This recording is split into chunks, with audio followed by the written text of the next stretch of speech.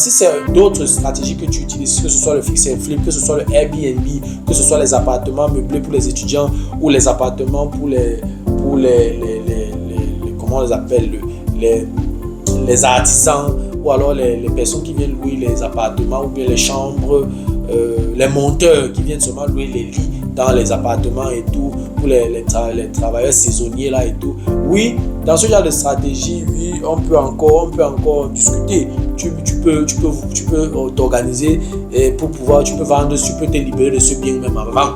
Oui, parce que lorsque un appartement est comme ça, ou alors lorsque tu as un appartement qui te génère des cash flows très élevés, oui, tu peux décider de te vendre le bien. Oui, tu peux décider de vendre le bien. Parce que non seulement le fait que le cash flow soit élevé, ça augmente également la valeur du bien. Donc, même si à la fin, tu dois payer les impôts, payer les indemnités à la banque, le cash flow est tellement élevé, si bien que la valeur du bien est tellement élevée que le prix d'achat sera aussi élevé et c'est comme ça que ta marge sera également élevée. De toutes les façons, tout dépend de la stratégie que tu as mis sur pied, tout dépend, n'est-ce pas, de toi, tout dépend de ce que tu veux, tout dépend de tes objectifs. Donc, mais je te déconseille, il ne faut pas avoir comme premier objectif, comme première idée, n'est-ce pas, de vendre ton bien avant 10 ans. Si tu es face à une situation, si tu es confronté à un problème que tu dois résoudre absolument, oui, tu peux bien faire tes calculs, tu peux chercher quelqu'un qui s'y connaît, qui t'aide à calculer. Tu dois maîtriser exactement la valeur de ton bien avant de vendre. En faisant tes calculs, si à la fin, tu rentres dans tes frais, si à la fin tu as un bénéfice que tu es acceptable, tu peux vendre. Mais je vais dire, avoir l'idée, c'est-à-dire qu'investir dans l'immobilier, avoir l'idée de revendre directement avant 10 ans, c'est dangereux, tu peux essuyer une perte.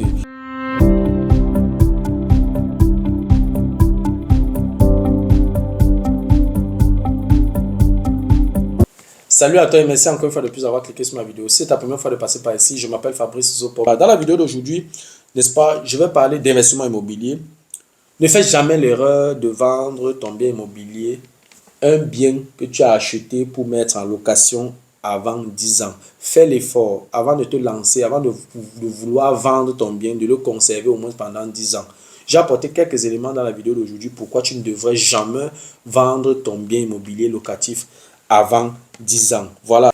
La législation allemande stipule que si tu achètes un bien immobilier locatif, c'est-à-dire que tu achètes un bien immobilier pour mettre en location et le conserves pendant au moins 10 ans, alors tu peux le revendre sans payer les impôts sur le bénéfice. Ça veut dire qu'après 10 ans de conservation, si tu décides de vendre le bien, tu es exonéré d'impôts. J'ai apporté dans la vidéo d'aujourd'hui quelques raisons pour lesquelles tu ne devrais jamais vendre ton bien immobilier avant 10 ans. Si tu veux en savoir plus, reste scotché. La suite, juste après le générique.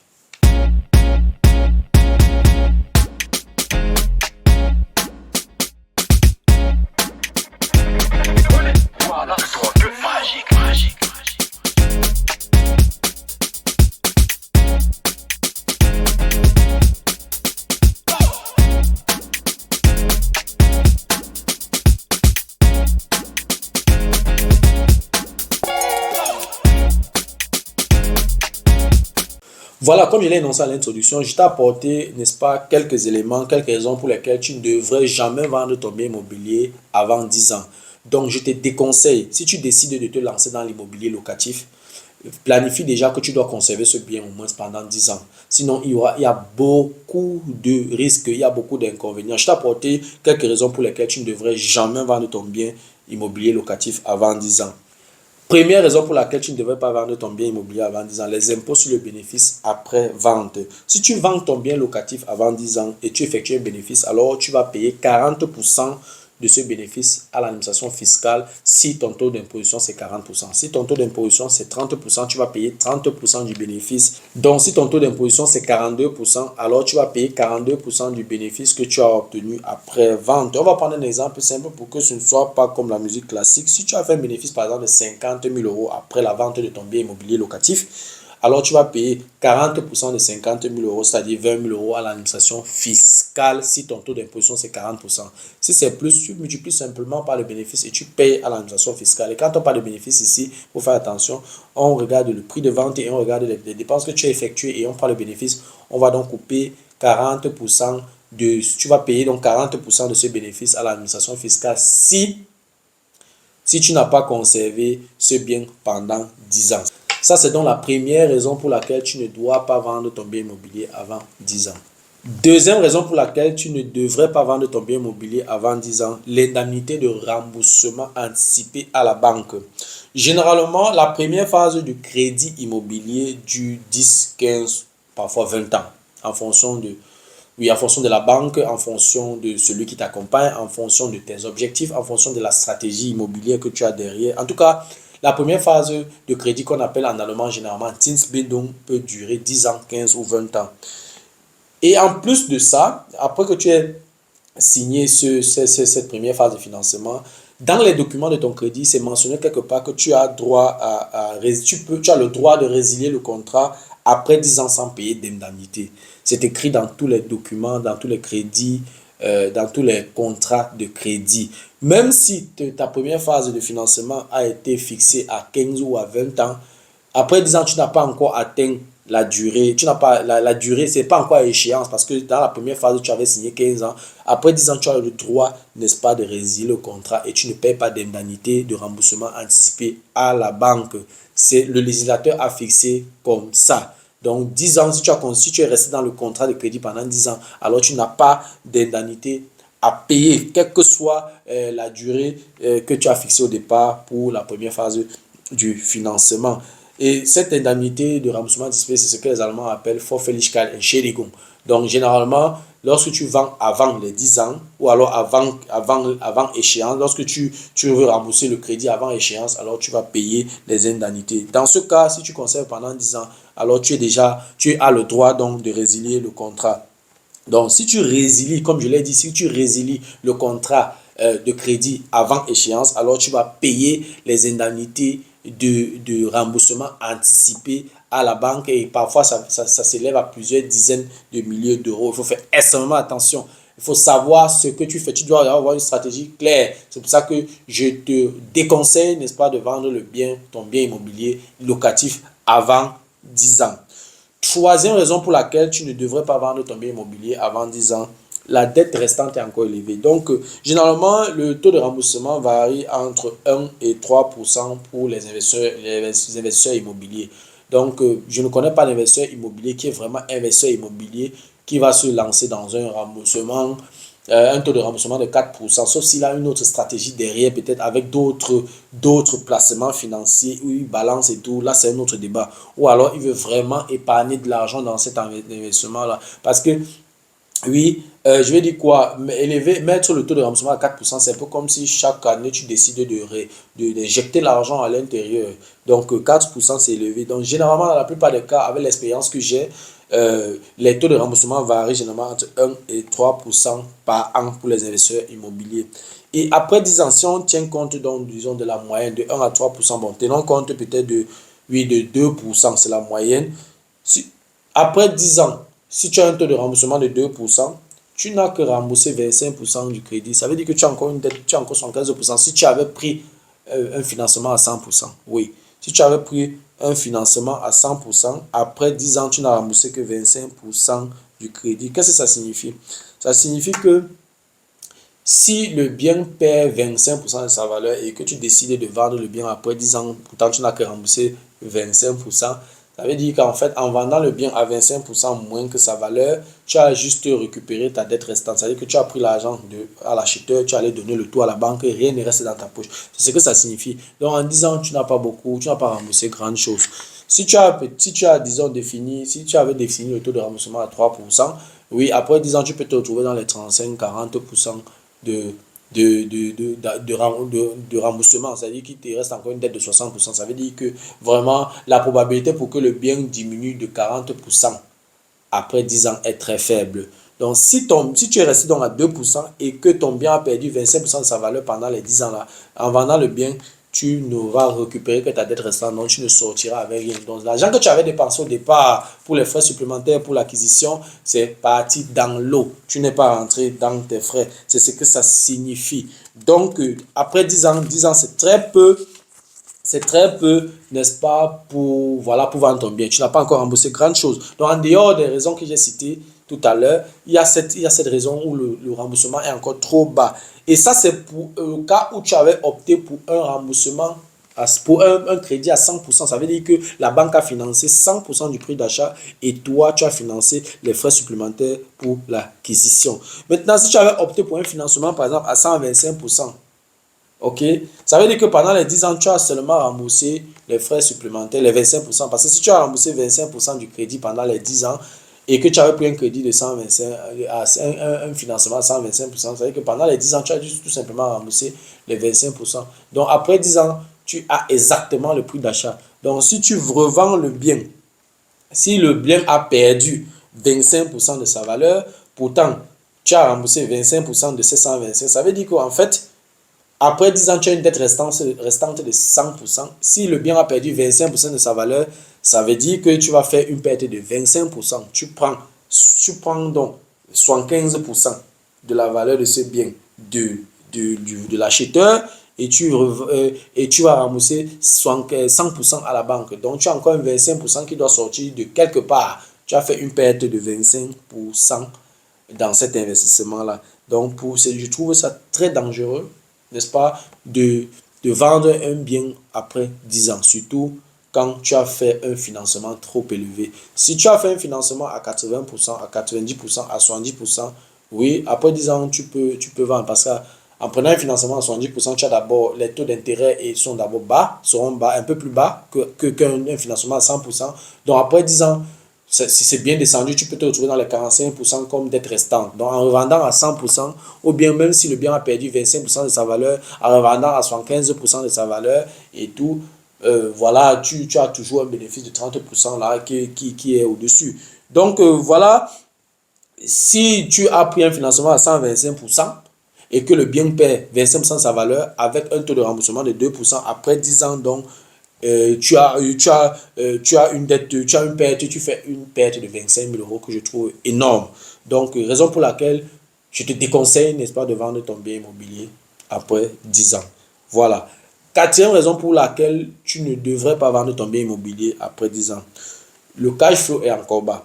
Dans une ville moyenne, ça dit que où le loyer, dans une ville moyenne, ça dit que dans les villes pas trop chères et les villes pas trop, puis voilà, pas trop chic. Bon, une ville pas trop chic, une ville pas aussi, voilà, une ville moyenne. Donc, où tu as un loyer qui est légèrement inférieur à la mensualité. Ça veut dire quoi? Si le loyer est inférieur à la mensualité, ça veut dire que chaque mois, tu dois injecter de l'argent à l'intérieur pour que l'investissement fonctionne. Et si tu injectes de l'argent à l'intérieur, ça veut dire que tu tournes d'abord à perte. Donc, au début, tu as un cash flow négatif. Donc, généralement, la législation allemande dit que tu peux augmenter le loyer jusqu'à 20% après 3 ans. Donc, tu dois attendre au moins 3 ans pour faire ta première augmentation. Si à l'instant où tu as acheté le bien, la même année, le loyer a été augmenté, il peut arriver que tu as acheté le bien pendant que il y a déjà 3 ans, le loyer était augmenté. Là, tu peux augmenter directement la première année où tu es propriétaire. Mais si ce n'est pas le cas et que tu dois attendre 3 ans, tu vas attendre 3 ans avant d'augmenter 20%. Et ce n'est que comme ça, après les 3 ans, voilà, que tu vas peut-être te retrouver à un cash flow zéro. Oui, où tu ne gères pas de l'argent. Ou alors, là, après la deuxième augmentation du loyer, où tu te retrouves à un cash flow zéro. Parce qu'il y a par exemple des investissements où tu injectes 200 euros dans l'investissement pour que ça fonctionne. Et si tu injectes 200 euros dans l'investissement, vraiment, c'est à quel locataire tu vas augmenter le loyer de 200 euros en 3 ans? Non, c'est pas possible. Donc, tu vas attendre 2 augmentations pour pouvoir te retrouver un cash flow zéro. Et la troisième augmentation où tu vas peut-être retrouver 50 euros de cash flow, tu es déjà à 10 ans et puis tu décides de le vendre. Donc, le cash flow est encore très bas. En 10 ans, tu ne peux qu'augmenter que 3 fois, puisque la législation parle d'augmentation chaque 3 ans jusqu'à 20%. Donc, tu vois que pendant 10 ans, tu n'as pas vraiment profité de ce bien, tu n'as pas profité du cash flow, le cash flow est encore trop bas. Donc, tu es en train de vendre un bien qui commençait déjà à fonctionner, qui commençait déjà à dégager un cash flow. Donc, ce n'est pas stratégique, ce n'est pas intéressant. Surtout si ta stratégie, c'est d'acheter, rénover et mettre en location pour la durée. Maintenant, si c'est d'autres stratégies que tu utilises, que ce soit le fix and flip, que ce soit le Airbnb, que ce soit les appartements meublés pour les étudiants ou les appartements comment on les appelle, les artisans ou alors les personnes qui viennent louer les appartements ou bien les chambres, les monteurs qui viennent seulement louer les lits dans les appartements et tout, pour les travailleurs saisonniers là et tout. Oui, dans ce genre de stratégie, oui, on peut encore discuter. Tu peux t'organiser pour pouvoir, tu peux vendre, tu peux te libérer de ce bien même avant. Oui, parce que lorsque un appartement est comme ça, ou alors lorsque tu as un appartement qui te génère des cash flows très élevés, oui, tu peux décider de te vendre le bien. Oui, tu peux décider de vendre le bien. Parce que non seulement le fait que le cash flow soit élevé, ça augmente également la valeur du bien. Donc, même si à la fin, tu dois payer les impôts, payer les indemnités à la banque, le cash flow est tellement élevé, si bien que la valeur du bien est tellement élevée que le prix d'achat sera aussi élevé et c'est comme ça que ta marge sera également élevée. De toutes les façons, tout dépend de la stratégie que tu as mis sur pied, tout dépend, n'est-ce pas, de toi, tout dépend de ce que tu veux, tout dépend de tes objectifs. Donc, mais je te déconseille, faut pas avoir comme premier objectif, comme première idée, n'est-ce pas, de vendre ton bien avant 10 ans. Si tu es face à une situation, si tu es confronté à un problème que tu dois résoudre absolument, oui, tu peux bien faire tes calculs, tu peux chercher quelqu'un qui s'y connaît, qui t'aide à calculer. Tu dois maîtriser exactement la valeur de ton bien pour, avant de vendre. En faisant tes calculs, si à la fin, tu rentres dans tes frais, si à la fin, tu as un bénéfice que tu acceptable, tu peux vendre. Mais je vais dire, euh, avoir l'idée, c'est-à-dire qu'investir dans l'immobilier, avoir l'idée de revendre directement avant 10 ans, c'est dangereux, tu peux essuyer une perte. Donc après 3 augmentations, c'est-à-dire 9 ans, ton cash flow est encore bas. Donc vendre un bien dont le cash flow est bas, oui, le prix d'achat ne sera pas élevé ou alors le prix de vente ne sera pas élevé parce que le cash flow également, le cash flow détermine également le prix de vente. Donc si le cash flow est élevé, c'est comme ça que tu peux t'appuyer sur ça pour vendre le bien cher. Tu peux dire à l'acheteur que bon voilà, le bien te dégage un cash flow assez élevé. Donc si peut-être le bien devait normalement coûter, je sais pas, 150 000 euros et que ça te dégage un cash flow peut-être de 200 euros, de 150 euros et tout, tu peux dire que ok, tu as un cash flow suffisamment élevé, tu peux vendre le bien facilement à 200 000 euros. Donc voilà, ça, avec un cash flow élevé, ça te permet de dégager également une marge un peu plus élevée. Donc du coup, avec un cash flow bas, ce n'est pas une bonne idée, n'est-ce pas, de vendre le bien. Sauf si tu décides d'investir vraiment dans les zones moins sollicitées, où le cash flow sera un peu plus élevé. Et quand le cash flow sera un peu plus élevé, là maintenant, ça peut te permettre également de vendre aussi un peu plus cher. Oui, c'est un fait. Sauf si tu décides d'investir dans des zones enclavées ou bien dans des zones moins sollicitées où le cash flow sera un peu plus élevé. Et si le cash flow est un peu plus élevé, alors tu peux avoir la chance d'avoir un prix de vente aussi élevé. Mais le véritable problème dans les zones enclavées, dans les zones moins sollicitées, c'est que tu seras confronté à plusieurs problèmes, notamment 4 problèmes. Tu as la vacance de ton bien, oui, oui, dans les zones moins sollicitées, ce n'est pas tous les locataires qui veulent aller vivre là-bas. Donc, il y a la vacance de ton bien qui peut être un problème. Et la probabilité de tomber sur un mauvais locataire ou bien sur un locataire nomade, un locataire qui ne va pas te payer le loyer est également élevée. Les frais de modernisation dans une zone moins sollicitée sont identiques aux frais de modernisation dans une grande métropole, puisque le seau de peinture, c'est le même prix partout. Donc, tu dépenses le même montant pour moderniser, mais le seul problème, c'est que quand on regarde le ratio avec la valeur du bien, par exemple, tu prends 20 000 euros pour moderniser un appartement à Francfort, tu prends les mêmes de 60 mètres carrés, et après avoir modernisé, tu peux revendre cet appartement, c'est pas à 200 000 euros. Le même 20 000 euros de 200 000 euros, on est à combien? On est à 10%. C'est-à-dire que tu as utilisé 10% de la valeur de ce bien, n'est-ce pas, pour moderniser. Si on va maintenant dans une zone reculée, c'est pas Chemnitz ou bien c'est pas trop dans une ville trop éloignée, loin quelque part à l'est de l'Allemagne là-bas et tout, tu vas dépenser 20 000 euros pour moderniser un bien qui coûte 60 000 euros. Ça fait 30%. Le ratio est de 30%, donc c'est pas bon, c'est pas un bon investissement. Ce n'est pas un bon investissement. Tu ne peux pas prendre un tiers de la valeur du bien pour moderniser d'un côté et de l'autre côté, tu prends un dixième de la valeur du bien pour moderniser. Donc, il n'y a pas vraiment match. Donc, avant de te lancer dans une zone enclavée, il faut beaucoup réfléchir. Les frais de modernisation des deux côtés sont identiques, mais d'un côté, la valeur du bien est très, très faible. Et le quatrième problème, c'est que tu dois payer les impôts sur tes revenus locatifs. Ça veut dire que si tu fais un cash flow élevé, il faut savoir que tu dois payer les impôts en fonction de ton taux d'imposition. Si ton taux d'imposition c'est 42%, alors et que tu as un cash flow de 200 euros, tu vas donc payer 42% de ces 200 euros à l'administration fiscale. Donc oui, voilà les 4 problèmes auxquels tu seras confronté si tu t'es décidé d'investir dans les zones enclavées, dans les zones moins sollicitées. Donc oui, c'est possible d'avoir un cash flow élevé, c'est possible de travailler, d'utiliser d'autres stratégies pour avoir un cash flow élevé, pour augmenter la valeur de ton bien, pour augmenter le prix de vente de ton bien. Et dans ce cas, donc, tu peux décider de vendre le bien avant 10 ans. Mais si tu as un cash flow bas, ça ne sert à rien de vendre le bien. Le cash flow bas équivaut à une valeur du bien qui est aussi basse. Donc, il faut tenir compte de tout ça. Voilà, c'est tout ce que j'avais à dire sur cette thématique. J'espère que la vidéo t'a plu. J'espère que la vidéo a été à la hauteur de tes attentes. J'espère que tu as pu apprendre quelque chose. Voilà, si la vidéo t'a plu, je te prie de la partager. Si tu aimerais de temps en temps regarder ce genre de vidéo, ou alors si les contenus de cette chaîne t'intéressent, abonne-toi tout simplement à cette chaîne pour ne manquer aucune vidéo. Et si en plus de ça, tu actives la cloche de notification, alors tu recevras de manière automatique une notification lorsqu'une nouvelle vidéo sera publiée. Voilà, si entre temps tu as des questions, des remarques, des suggestions, des critiques ou alors des propositions d'amélioration, n'hésite pas de m'écrire en commentaire. Un like me ferait énormément plaisir. Merci encore pour ta disponibilité. Merci pour ton attention. C'était Fabrice Zopop. On se dit donc au revoir et à la prochaine. Ciao.